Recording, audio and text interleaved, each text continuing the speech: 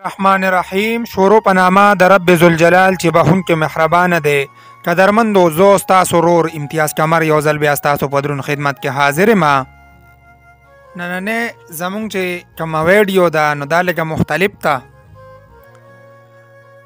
زه د خپل پروګرام شروعات د دې ځای نه کومه چې الله تعالی په موږ باندې ډېر غټ رحم او کرم کړی دی چې الله تعالی موږ مسلمانان پیدا کړي یو او د مسلمانانو په ملک پیدا کړي یو.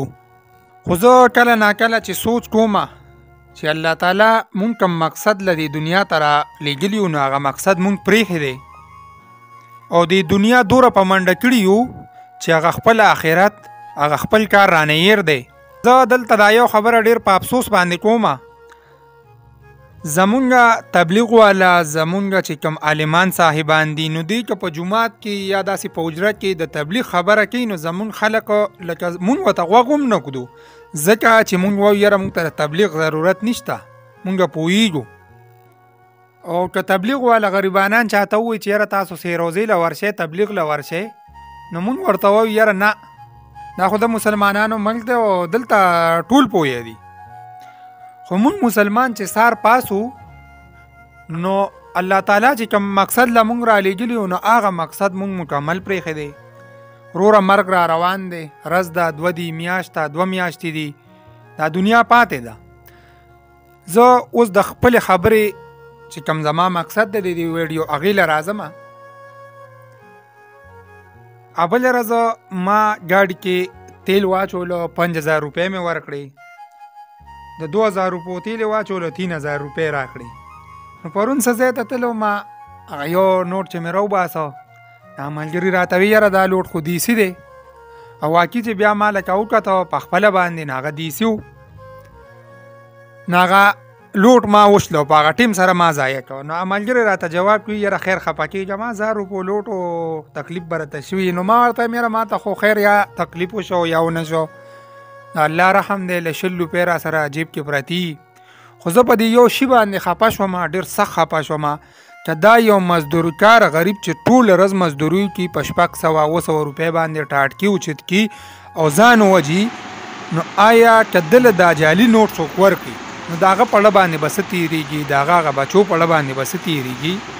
دا جعلي نوټ ماله چا انډیا او په امریکا کې نه دی راکړی، خو زمونږ دلته یو مسلمان رور ما ته راکړی دی ورسېدی. زه هغه مسلمان رور ته وایم چې ته دغه لوټ ماله دې راکړو یا د بل داسې یو غریب مسلمان له ورکړو او ته وایې چې ما ګټه وکړه، نو په دغه پیسو باندې چې ته کور ته رزق وړې، حرام رزق بچو له وړې، نو ستا را بچي چې سبا لوی شي نو د هغه به ته څه ختماتې نه کوې او الله له به څه جواب ورکوې. مسلماني خو مونږ ته د بل نور انسانانو او د حیوانانو د مدد کولو درس راکوي.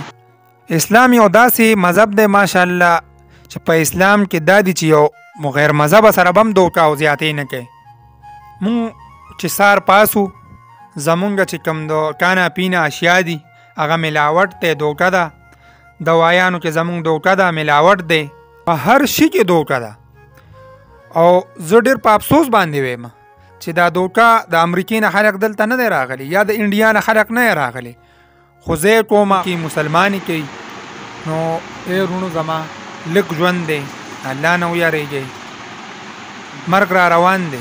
که تاسو لږ ورته سوچ وکړئ، مونږ چې کوم کورونو کې پاتې کېږو نو 30 کاله یا 40 کاله مخکې تاسو وګورئ نو مونږ د دنیا کې نو دا کورونه دا ځمکې دا د نورو خلکو بیا زمونږ پلارانو ته پاتې شوې، د پلارانو زمونږ نمبر دی او د اوس نه پس چې تاسو 40 کاله پس سوچ وکړئ نو زمونږ دا کورونه زمونږ دا ځمکې چې کم دي نو دا به د بلي زمونږ به څوک نوم نه اخلي، خلک به راته بیا خیرې او کنځل کوي. نو چې بل ته پاتې کېږي نو ولې د الله په در کې ځان ګناهګاروئ. مینهوالو دا ویډیو راسره مخکې شیر کړئ.